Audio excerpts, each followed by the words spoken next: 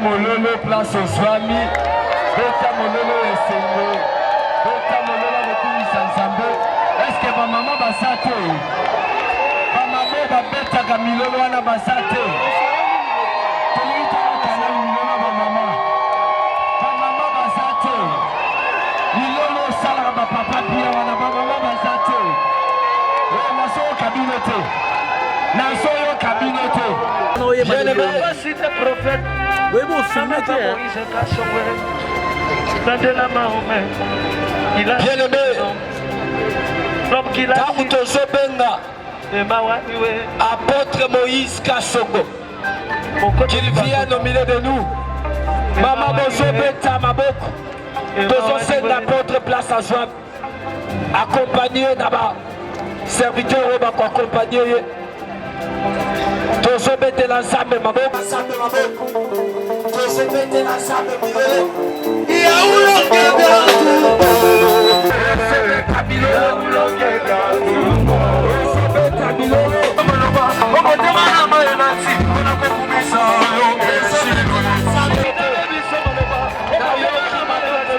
kokumisa soki na bandiko koma bakazi na chambo kilekosila kolo osaleze belenge shilwe betela yesu mabete betela yesu mabete salina masali na yesu tosuli koezeka songo ekitalelo wa shilwe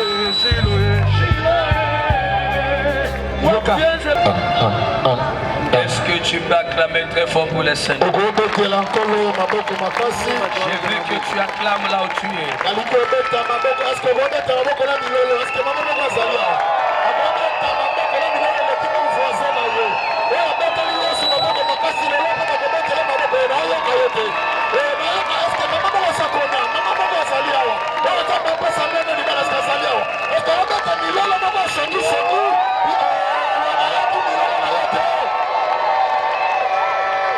Tout celui qui a acclamé qu'il reçoit l'onction de la délivrance. Je déclare en qualité d'un prophète établi par l'Éternel. Tout celui qui acclame pour le Seigneur, que le ciel s'ouvre pour lui ce soir. Je ne déclare pas comme un pasteur, mais je déclare comme un prophète de l'Éternel. La façon dont tu es en train d'acclamer, c'est de cette façon que tu es en train de recevoir ton miracle. Est-ce que tu peux me donner des cris de joie ce soir?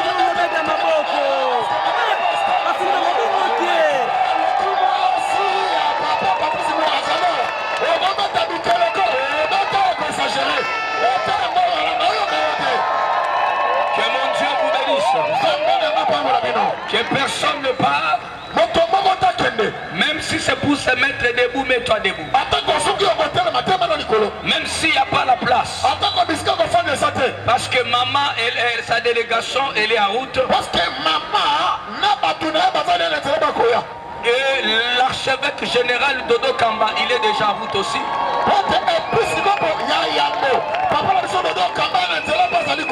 Je vous dis, ce soir le ciel va s'ouvrir. Je veux que tu me donnes des cris de joie.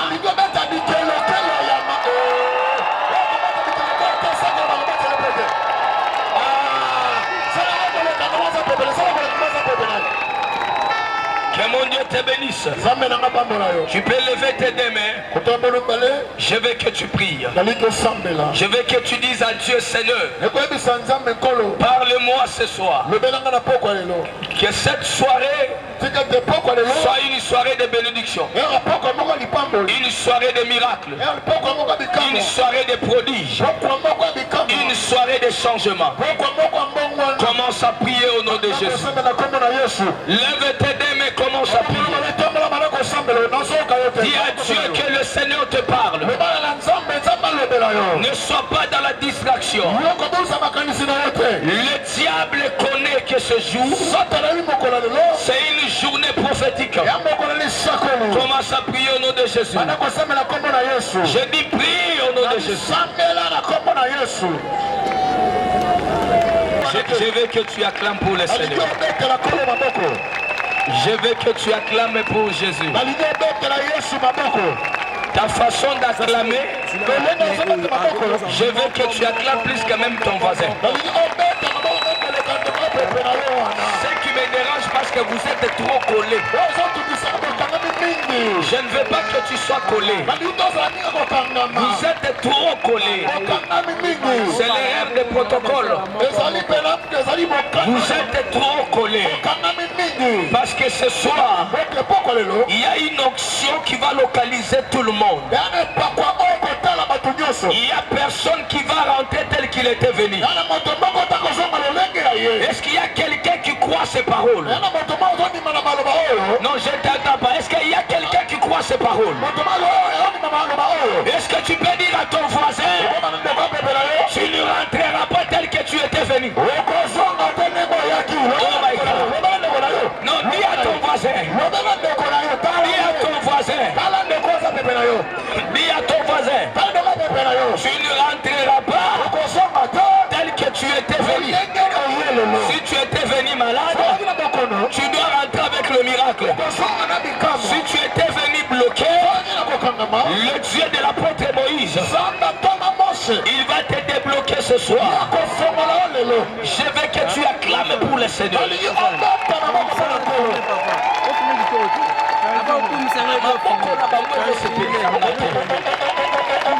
veux que tu acclames pour le Seigneur.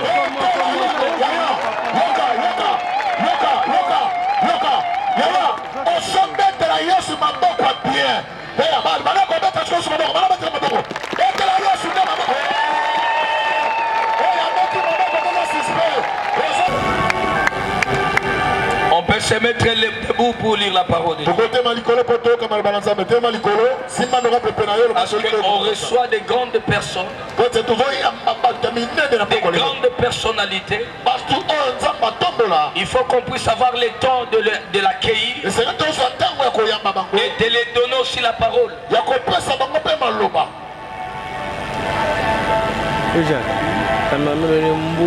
Nous allons lire un petit verset. Parce que notre thème, nous parlons, tu dois sortir. Nous sommes dans le livre de Ézéchiel, chapitre 37. Chapitre 37. On va lire le premier verset jusqu'à 6. Et 7 verset. J'ai lu la parole du Seigneur. La Bible dit ceci. La main de l'Éternel fut sur moi. Et elle me transportant en esprit et me déposant dans le milieu d'une vallée remplie d'eau. Il me fit passer auprès d'eux tout autour. Et voici, il était fort nombreux à la surface. À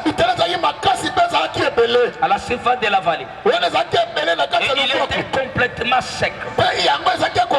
Il me dit, fils de l'homme, ces os pourront-ils revivre? J'ai répondu, Seigneur éternel, tu le sais. Il me dit, prophétise sur ces os. Dis-les, os mat desséché. Écoutez la parole de l'Éternel. On peut s'arrêter même là. Prenez place.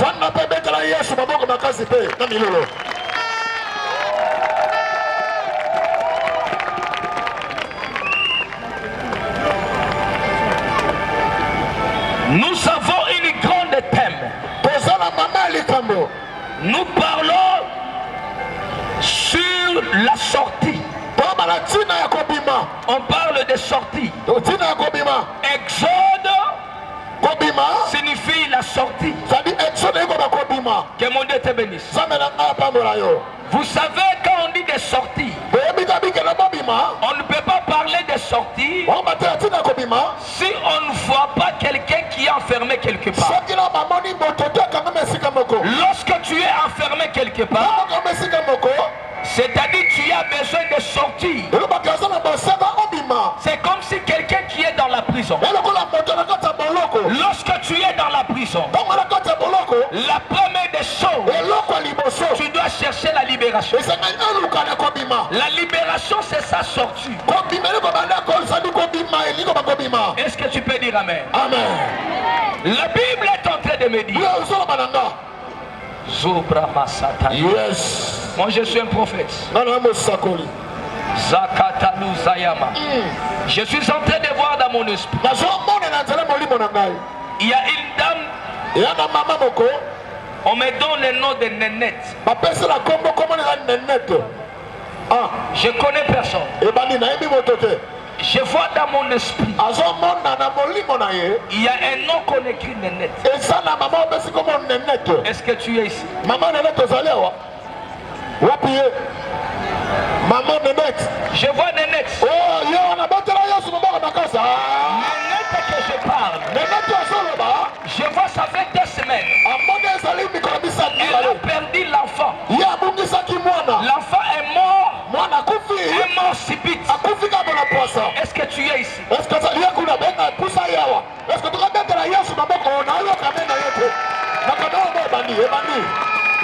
y a le micro? Il y a le micro s'il vous plaît. Je vais prophétiser aujourd'hui. Je vais exercer mon ministère. Est-ce qu'il n'y a pas le micro ici s'il vous plaît? Il n'y a pas le micro. Il n'y a pas le micro ici. Je vais prophétiser.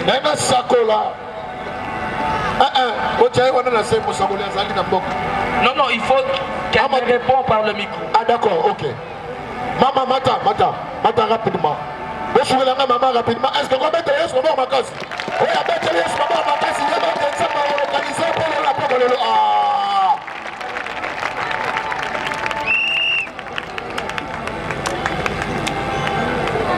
Nénette, que mon Dieu te bénisse. Je vois ça fait quelques jours.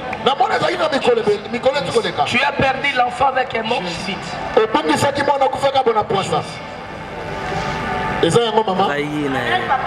L'enfant n'était pas malade. Vous avez bien passé la journée. Et après avoir passé la journée, je vois dans mon esprit, l'enfant est devenu fatigué.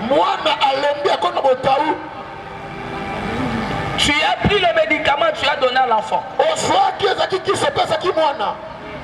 Mais lorsque vous êtes dormi le matin, tu t'es réveillé, l'enfant était déjà mort.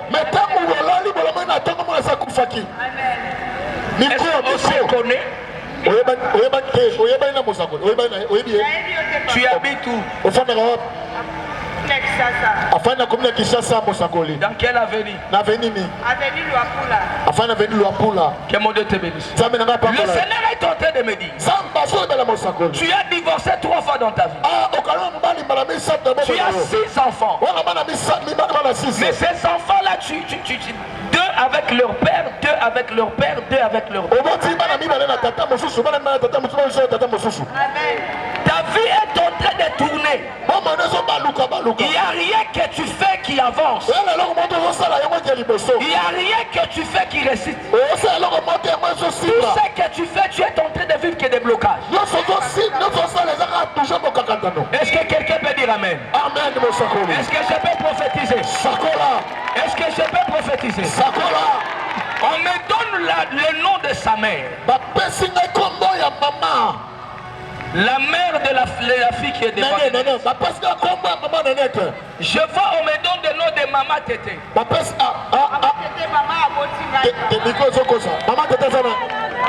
Est-ce que je peux prophétiser?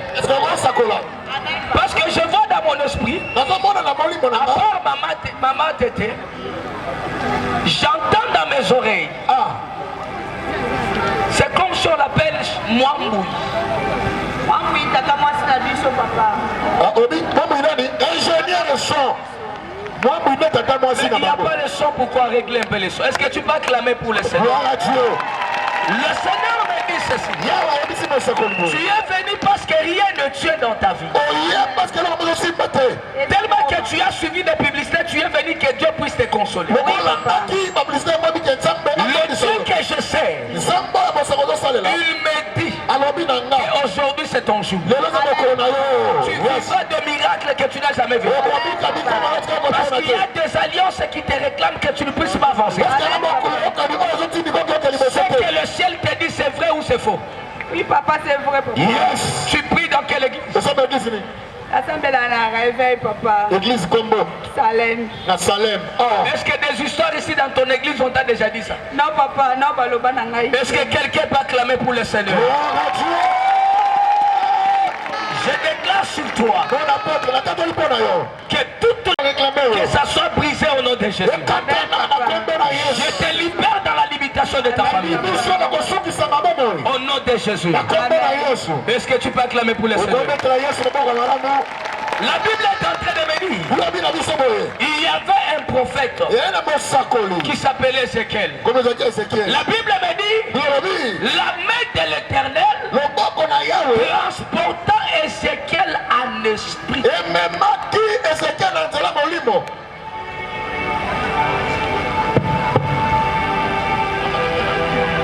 Pourquoi on l'a transporté en esprit? Pour lui révéler ce qui était caché. Lorsque Dieu fait révéler à son prophète, Dieu ne révèle pas seulement le présent, mais Dieu révèle même le futur. Oh, le diable ne connaît pas le futur. Celui qui connaît le futur, c'est Dieu. Mais le diable, il a la capacité de localiser ton futur par ton étoile. Est-ce que tu peux dire Amen? Qu'est-ce que le Seigneur a révélé à son prophète? Le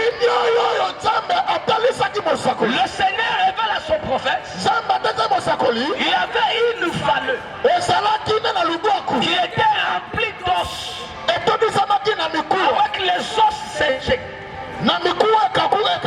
Les os là, c'était les os d'Israël. Il y avait une armée d'Israël et leurs os étaient sur là.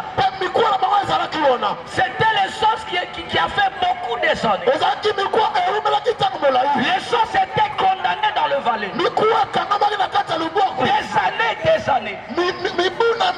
Qu'est-ce que la Bible est en train de que je? Est-ce que je pourrais encore avoir un mariage? À des fois tu te poses des questions. Je n'ai pas fini les études. Est-ce qu'un jour je pourrais aussi avoir la vie? Je suis venu te dire, le Dieu que je te prêche, c'est celui qui connaît ce qui est caché de la vie de l'homme. Je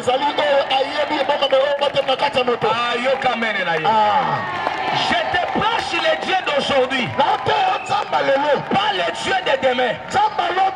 Qu'est-ce que le prophète répond? Le prophète dit à Dieu, tu es le seul qui connaît la vérité.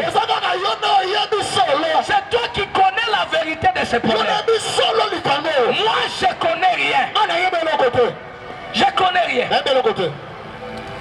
C'est toi qui connais ce qui peut se passer.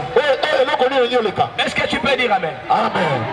Est-ce que tu peux dire Amen? Amen. Il a dit c'est toi qui connais. Et qu'est-ce que la Bible est en train de me dire? La Bible me dit ceci. Après un moment, lorsque Dieu posait la question au prophète, Dieu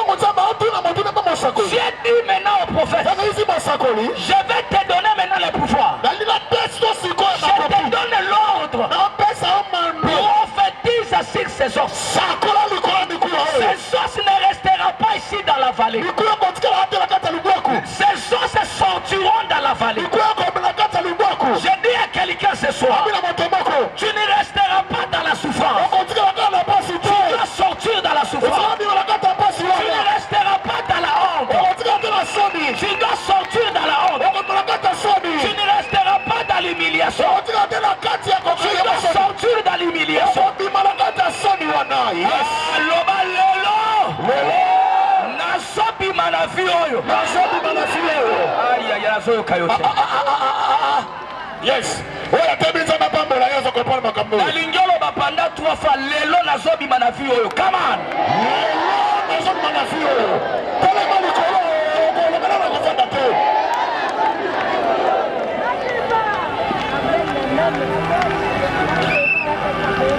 Loba na kombo na Yesu. Na kombo na Yesu. Lobwako nyoso ya kindoki. Lobwako nyoso ya kindoki. Oyo bakondana kilibala nanga. Bakondana kilibala nanga.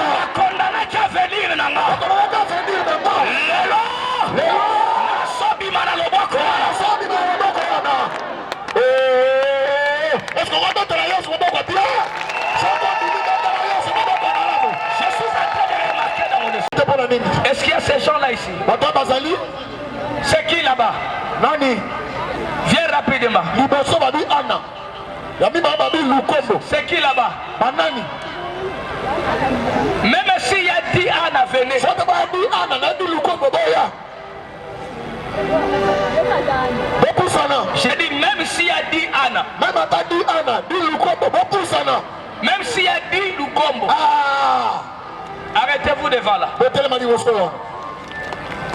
Il y a les cargaisons prophétiques. Yes. Toi tu t'appelles comment? Il n'y a pas les micros qui peuvent arriver ici.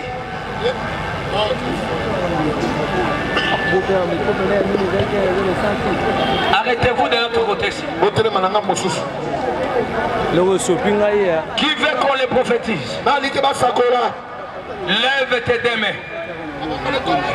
Lève tes deux mains. Lève tes deux mains. Toi tu t'appelles comment? Reculez un peu derrière s'il vous plaît. Tu t'appelles? Anna. L'autre?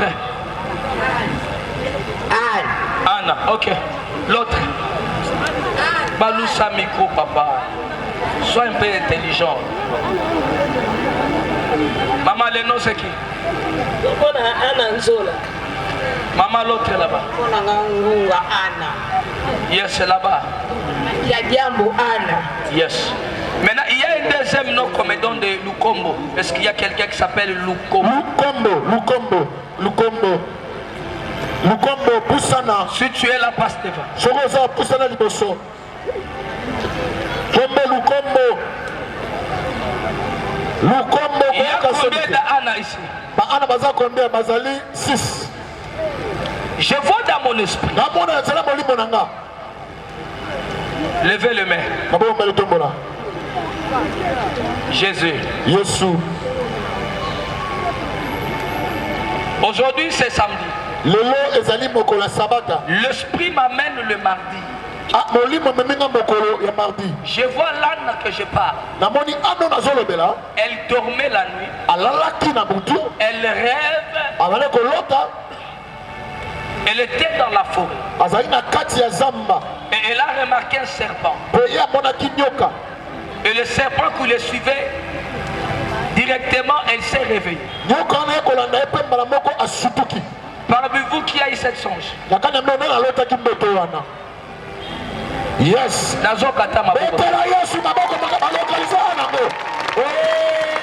Maman, je vois dans mon esprit. Tu as 17 enfants. Tu as perdu 8 enfants. Avec des morts étranges. Au moment où je parle, ça fait 2 ans passés. Tu avais les problèmes de voix. On t'avait mené à l'hôpital pour t'opérer. Est-ce que je peux prophétiser? Est-ce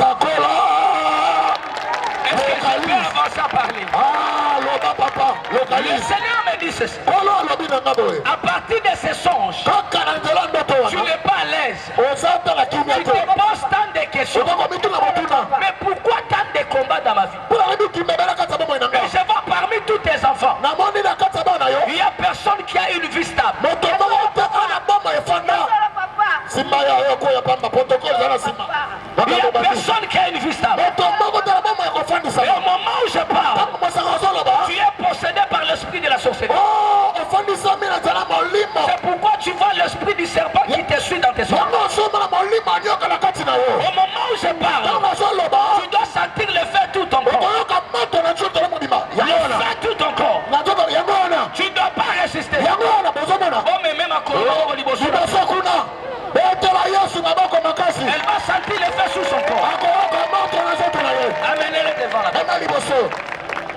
Maman qui est modèle te bénisse.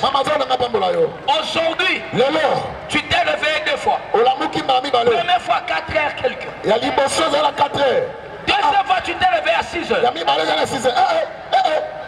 Le Seigneur m'amène dans ta maison. Au moment où je parle, il n'y a rien qui tient dans ta maison. Je vois tout est bloqué. Même les finances ne tiennent pas. Je vois un blocage énorme. Ce que j'ai dit est vrai ou c'est faux? Toi tu restes où? Kimbangu Yolo. Sokalaba Shatalaba. Rekasutalia. Sakatalia Desh. Les Satalusa. Yes. Katolia Masé. Yes. Et Kalabasutalia. Ma vie que mon Dieu te bénisse. L'éternel t'aime beaucoup. Le Seigneur me dit tu le serviras dans ta vie. Et je vois tu as même cette grâce. Mais il y a un esprit de ta famille. Cet esprit-là te réclame dans l'instabilité. C'est un esprit qui ne veut pas que tu sois stable. Au moment où je parle, quelqu'un peut te promettre quelque chose, mais pour te donner c'est tout un problème. Tu as déjà remarqué ça? Tu as une grande étoile, mais ton étoile ne fonctionne pas tel que Dieu l'avait dit. Aujourd'hui c'est ton jour de miracle. Parce que je vois avant la fin de cette année, il y a des choses que le Seigneur va réaliser dans ta vie. Est-ce que tu peux lever tes deux mains?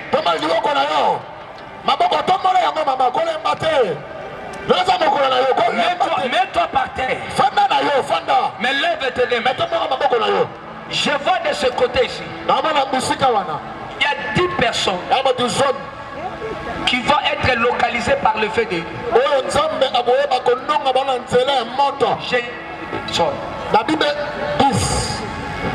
Ils sont assis, mais ils vont sentir le feu dans leur chaise.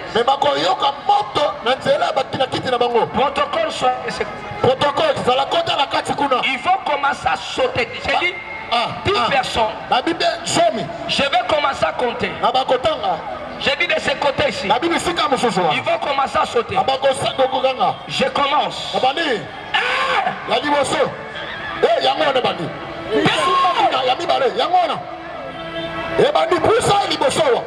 Boso me mabango liboso.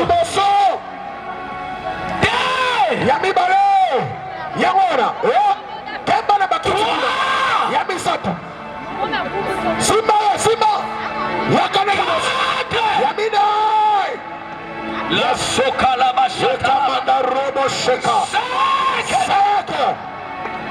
Marabobo sheka. Simbaye. Nalobi 6. J'ai dit de ce côté-là. J'ai dit 6. Le feu est en train de tourner. J'ai dit 6. Memaye. 7. 8. Yes. 9. Marabosheka mandarababa. 10. Simba batukuna. Nasuki kaka na 10. Bon même la 10 personnes. Bon même 10 personnes. La puissance est en train de tourner. Samba lobelinga ba kokoma tina 20.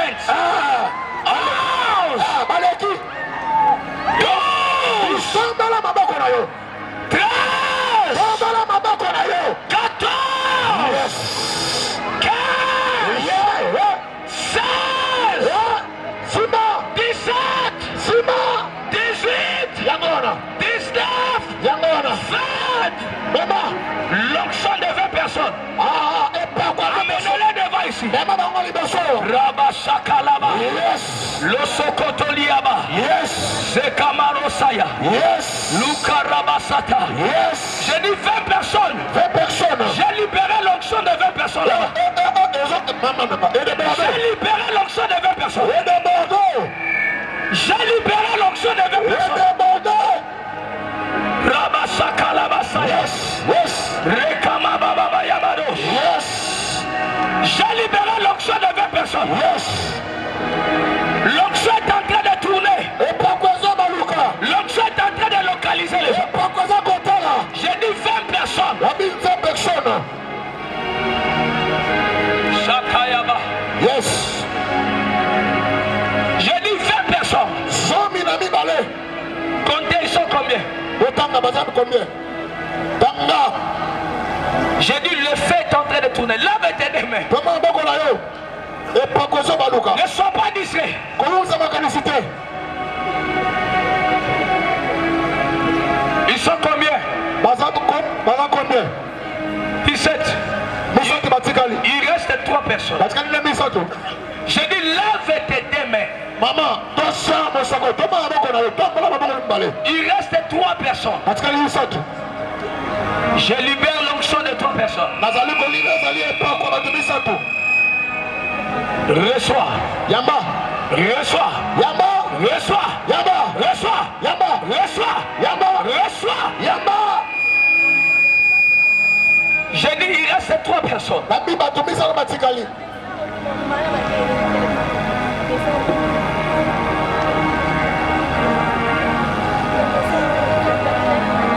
Ceux qui sont ici devant, Au bazar du bonsoir. je libère le feu sur eux. La petite qui monte, le colonel Bango. Ils vont commencer à sauter. Baba n'a qu'à sauter. Les autres vont commencer à fuir. Mais sous Babaro, Bakima. Je compte jusqu'à 3. La Tangi, Misato. Là où ils sont par terre, Miska Bazali na se. ils vont commencer à s'élever et fuir. Baba Gote, Baba Lugo, Pakatambang. Y'a Bosso Bozo. 2. Y'a Mibale. Y'a Misato. Ça commence. Simbaye. Ça commence. Kanga, Kanga. Ça commence. Simbaye. Ça commence. Ça commence. Recevez. Simbaye. Yes. Recevez. Yama. Recevez. Yama. Bako supporter mon sonate. Yes. Je dis recevez. Yami Yama. Que le feu de Shekinah descend. Mato Ekita. Que le feu de Shekinah descend. Mato Shekina Kita. Bako supporter te. Ah. Nalobi moto ebandi. Mato Yamana. Mususa ko bando sote azokima. Yango ane bandi. Yes. Yango mususa ko bando longola bilamba. Kanga ya akalongola te. Mususa ko longola bilamba. Akoyoka nzoto mobimba moto. Moto. Aso bando longola bilamba. Moto. Na libere fire. Fire. Na libere fire. Fire. Yango ane bandi. Yango ane bandi. Yango ane bandi. Kanga ye. Toi démon. Yo demona. Tu n'as pas de l'autorité Osa na makasite. dans ce corps. Na choto yo. Je te maudis Balakeli mabe. et je te condamne. Pena pesio Tu mizuna. n'as plus la place dans ce corps. Susu tena esika na choto. Sors! Ima. Nasomona meme kuna. Kuna lazima. Tombola maboko na yo. Haloko. Mutu nyonso atelema likolo. Watozo telema. Telema. Telema tombola maboko na likolo. Telema tomo bako na yo. Telema. Batu baza na se botika bango wana. Ah, tika. S'il vous plaît, Saint-Esprit. Le Seigneur me dit ceci. Kola obi na ngaboye. Écoutez-moi bien. Yokanga malamu. Écoutez-moi. Yokanga. Ne sois pas distrait. Komisa makanisite. Avant qu'on puisse entrer dans des histoires, d'autres histoires, Yamoto kota na makambo mosusu. je veux que tu sors de la sorcellerie. Na limopi manana kata bondoki. Le Seigneur me dit ceci. Kola obi na ngaboye. Tu vois les rangées ici. Omoni besika oyo. Les rangées ici. Oya ami balé. Et les rangées ici. Oya misato. Et à là-bas la fête. Oya na suka kuna. Le Seigneur me dit ceci. Kola obi na ngaboye. Il y a 25 mamans. Eza na 25 mama. Le Seigneur a permis leur libération. Kolo apesi nzela na tina ya sikolo na bango. Le Seigneur me dit ceci. Zamba bi na ngaboye. Il y a 25 personnes qui vont tomber. Ya 25 personnes bakokwea. La façon dont ils tombent, Bolenge bakokwea. leur malédiction aussi tombe. Bilekele ba ya mabe Le zokwea. Seigneur me dit tout celui qui va tomber. Kola bi o nyonso akokwea. La sorcellerie aussi libère son corps. Kimboki belo tika nzoto na ye. J'ai dit à partir de là et de l'autre côté. Nalobi awa mpe esika kuna. Il y a des moments si tu négliges ton miracle te passe. Eyala ma o soki yo obombisaka mpe bikama na eleki nango. Je veux que tu sois concentré ce soir. Nalike okota ozala na poko lelo. J'ai dit il y a 25 mamans ici Eya 25 mama kuna. et de jeunes filles dedans. Mpe ba jeune fille. Oh my God. Je Yes. vois il y a une fille. Ah. Elle est destinée d'aller très loin. Ah, Mais la sorcellerie de la famille bloque son étoile. Le Seigneur me dit il va libérer son étoile ce soir. Et je veux que tu sois parmi ces gens-là.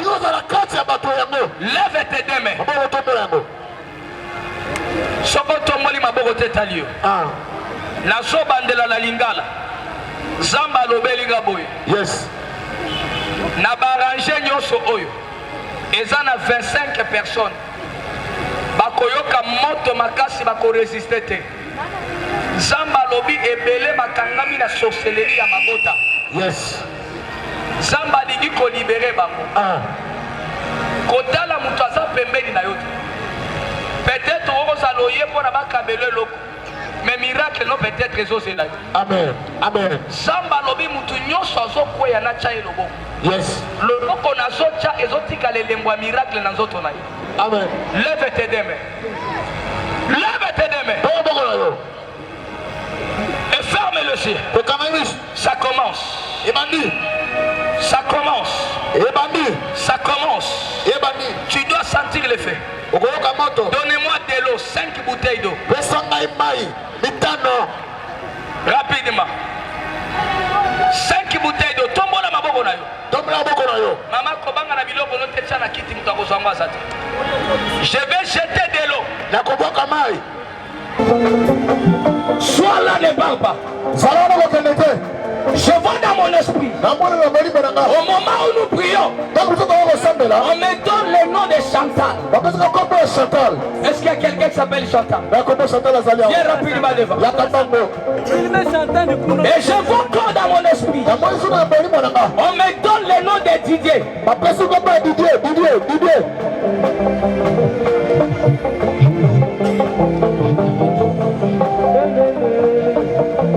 Même s'il y a 40 Chantal venez. S'il y a 40 Didier venez.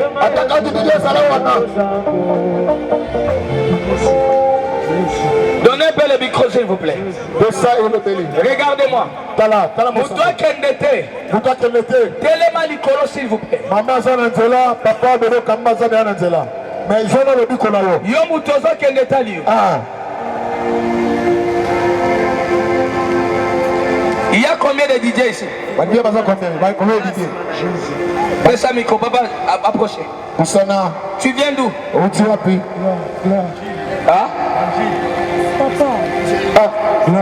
Micro s'il vous plaît. Ingénieur, micro.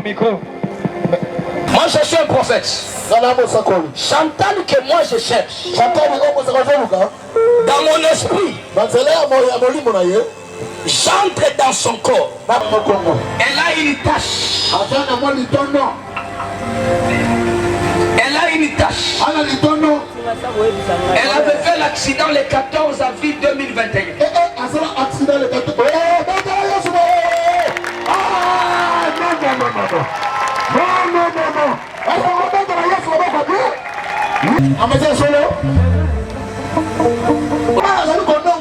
Je vois tu es en train de marcher.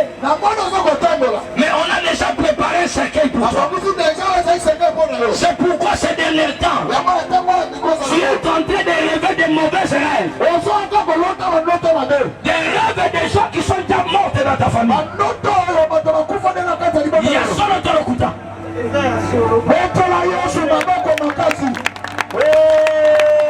Yoka,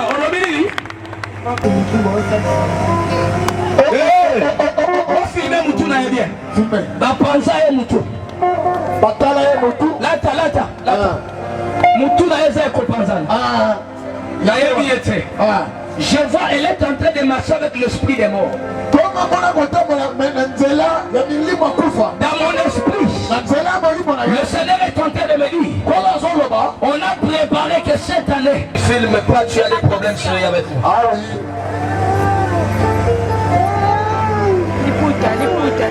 Yes. Le Seigneur me dit ceci. Je vais prier pour la maman ici. Je la touche. Le Seigneur me dit que je prends ce qui est à moi. Que je libère en vous. Je parle comme un prophète. La Bible me dit, il est derrière toute parole qui sort dans la bouche de son prophète.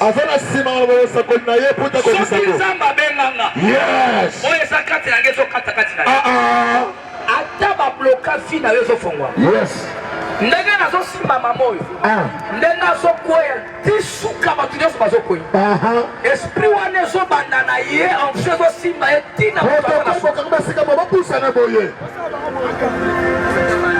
kanga voisino kanga miso kotala ye te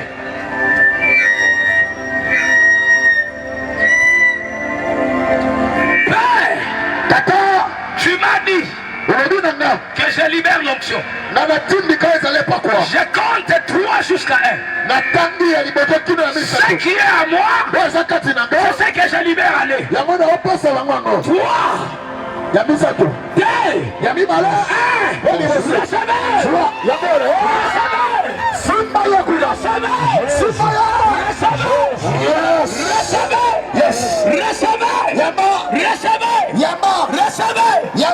À partir d'aujourd'hui, que vos vies changent, que tout ce qui bloquait vos vies, que ça soit débloqué. Au nom du Seigneur, reçois l'onction.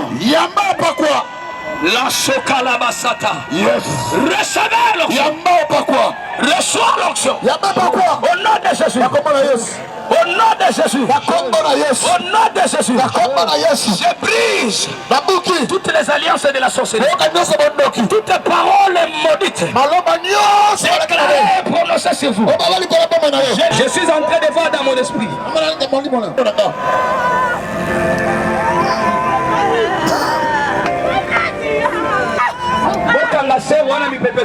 Toi, esprit, mon gars, libère son corps. Je dis sors.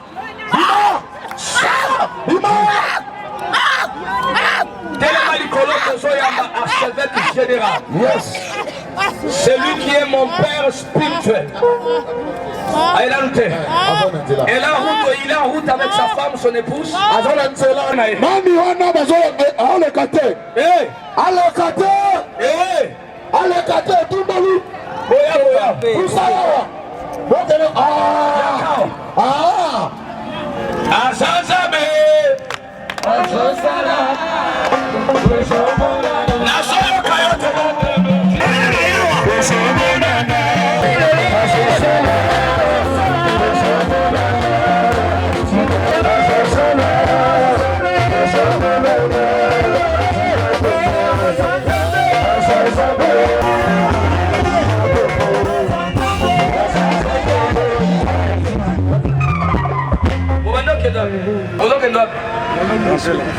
Posons-nous à place. Que mon Dieu vous bénisse. Qui croit au miracle du Seigneur? Qui croit au miracle du Seigneur? Qui croit au miracle du Seigneur? Qui croit au miracle du Seigneur? La Bible me dit, vous chasserez les démons, vous prierez aux malades, et toute maladie recevra la guérison.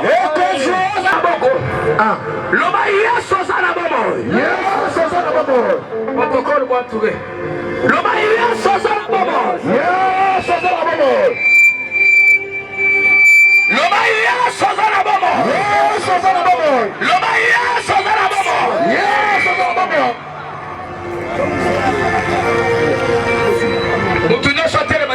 Voilà Dieu, telema likolo yaya. Tolemba te telema likolo.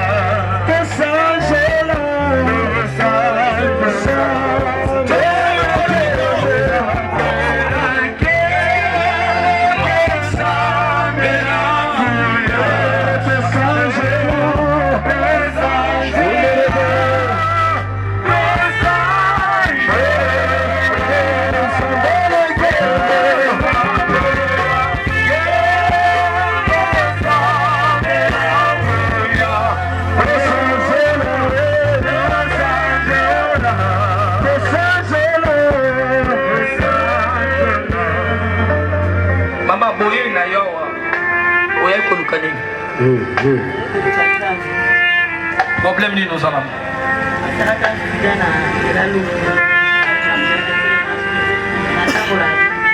Au sein d'accident, c'est là. Ça fait combien de temps? Et où mène?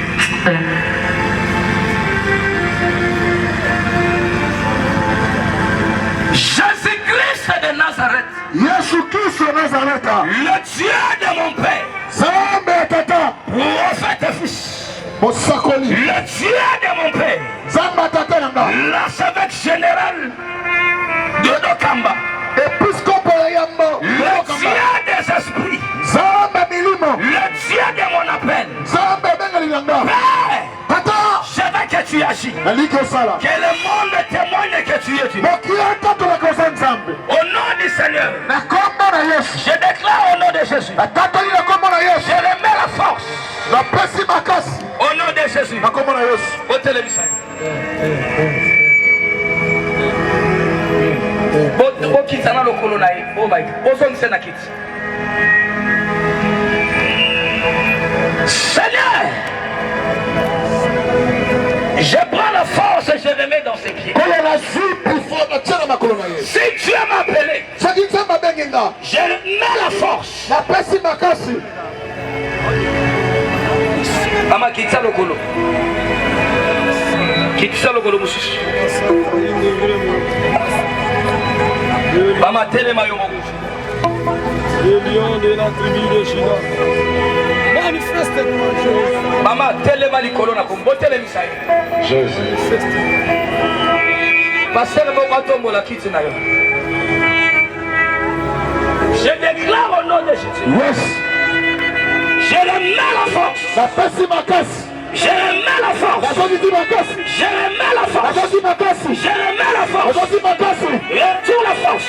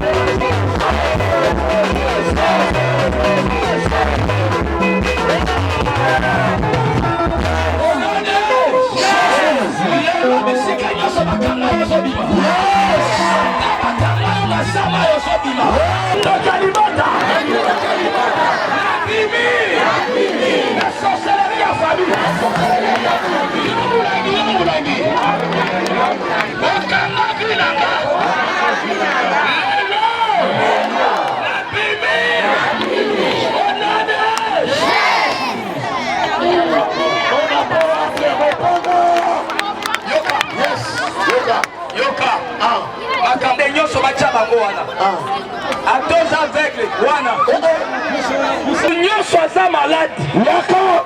kokende te parce que tozokaba biloko déjà Même aux gens qui ont voilà malade. Yaka. même atoza voisin oza na ndako Yaka. Même on a pas refait ma sanga. Yaka. mutu nyonso aza malade bamema yao Yes. mama bosa mama oyo botya ye wana kuna Maman. botya mama wana kuna akotémoigne Simba ye malamu. Malembe l'escalier. Azia mubesu. mutu nyonso aza malade simba place ozobela Yes. soki oza na kondimo soki oza na douleur simba Yako mekazama Moïse simba Mopanga. place ozobela Yes.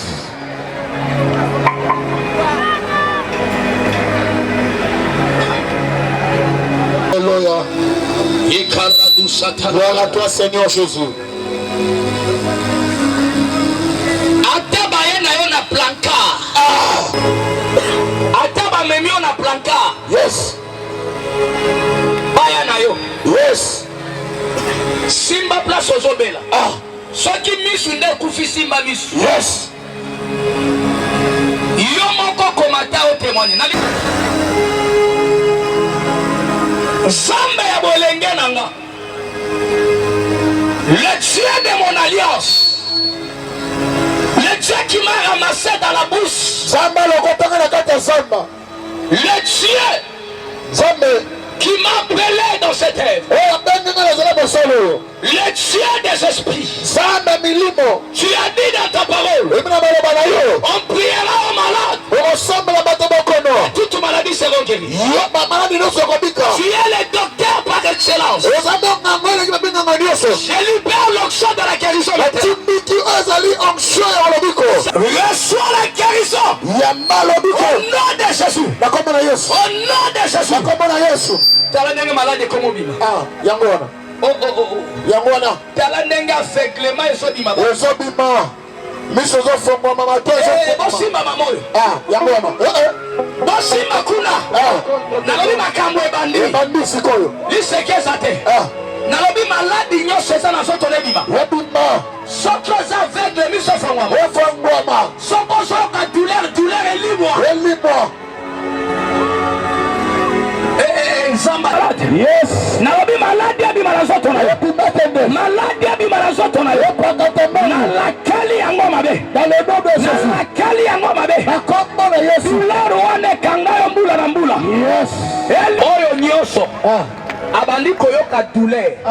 Soit azalaki aveugle miso efongwami. Yes. Soit ozalaki na eloko moko bandi koyoka oye kaka nde na prière obiki. Mata liboso. Yes. Mata sala bongo likolo oyebi ke mama mata.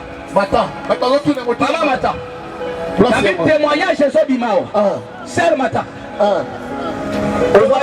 Ozala guérison sur mon sikoyo. Ozala guérison aussi sur place. Chacun d'ensemble papa tikio leka. Mata, maman, fais micro. Comment on a? Caméraman ça va souper. C'est ça ma vie. Alléluia. Bonanda, kokende te tosoka ba bimutu nyosi foza biloko na ye. Bande kona epi apona makambo mama vert. Mais na yesu na pasa lokolo na ume na ngomba mbule bele. Osali combien des années? Nasana ngota ba 2 ans. Ba 2 ans. Obandi koyoka ndenge nini? Donc de prier wana na soka kwa moto soko kwa kondo. Yesu ni malade. Na minute oyo kinini? Na kimia. Beta lokolo la se. Beta maboko miracle simba yo. Beta maboko mama. Mama yaka.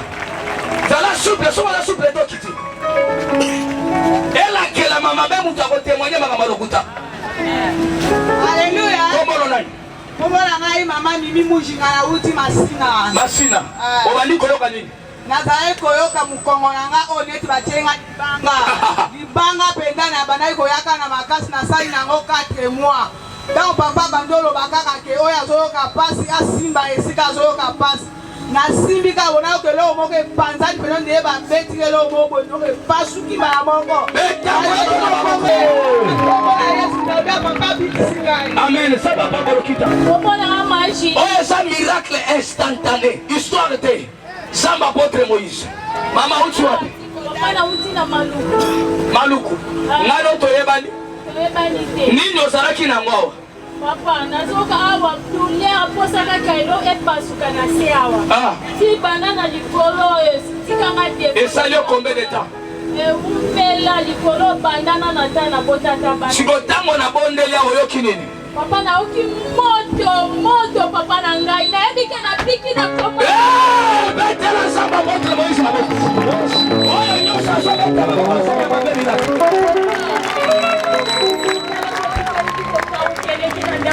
Kaka ndengo témoigner obiki bokauki bebi mananda kuna yo. Je parle comme un prophète.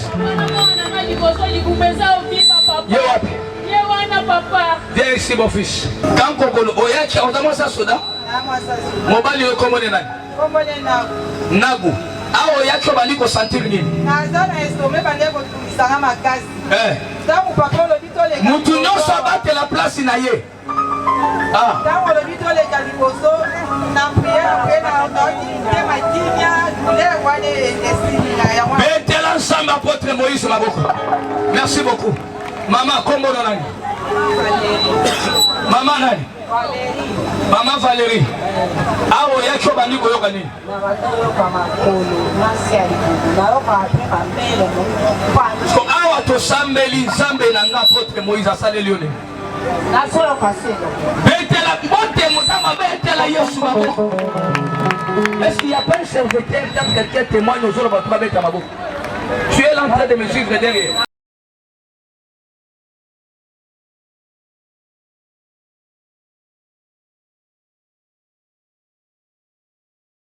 Moutouma va déplacer terre, il y a de bonnes choses. Maman Kombono Nani. Chabien, Nani? Sola Mobeso, Vanda Kawapi. Nakako, nous avons ça soda. Bolanda ba témoignage, oya moi ça soda. Quand elle témoigne, elle dit ce qui te. Ah, nini salami sur place yao. Boyoka malamu, boyoka. Olobi nini? Itoi na ngai na bandai koyoka pasi pendant 2 semaines. Lelo oyo tango to bondeli na yoki lito efungami. En plus loboko na nga o na sali 4 ans na yoka ngo bien te metango to na yoki loboko na nga mbala moko. Loboko efungami. Ningi sa loboko na yo. Na mata.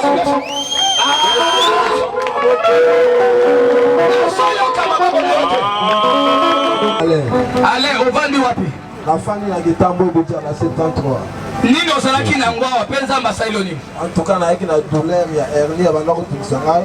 Les alaki prévu qu'il faut passer l'opération. C'était prévu ba opérer yo. Oui, quand on a le cas, na moni campagne na tcheko ndi manabi lelo nzamba ko fixa nga tant ko prière na sentir na communiste. Yes.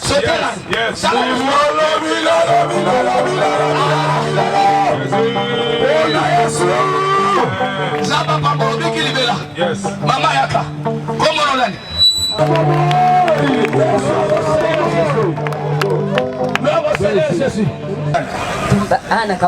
Tumba ana kabo movandi wapi? Na Kimwenzi. Koko naza. Yo koko na problème na yodi. Na koyaka kiboko ye mkuu wao na kukakate hata kwa nika nzongo. Ni sumasomo maneta izate. Basi kaka mudidi papa. Na minito tanto sambeli pona oyoki ni. Boko yi mkuu wa somo. Siko na minito zoka ni. Betela sabe Maboko. Betela Yesu. Betela sabe Maboko. Ata osa avancer na marche minini. Sambaza la presse de rechange en fait tomorrow. Zala ashe ya mama. Yes. Papa yaka. Témoigner batuba déjà ta ezo qui t'a malé. Yes. Merci beaucoup. Tu arrêtais à Bokita s'il vous plaît, tu arrêtais. Que les élèves me disent pas tel me béni maman. Maman ya kolo bakas. Oh my God. Besa ba mo ba loba. Si. Ndaye kuba la ngalo la jambe. Zambi asalili ngali kolo la ngalo ya mwasi. Ndeleko kotambula ge. Sio na yetu na tambula. Tambola na baluka tambola total. Tambola kende bo mama. Kimamba. Tala asha mama akomi elenge ona onso ya apôtre Moïse Kasongo. Yes,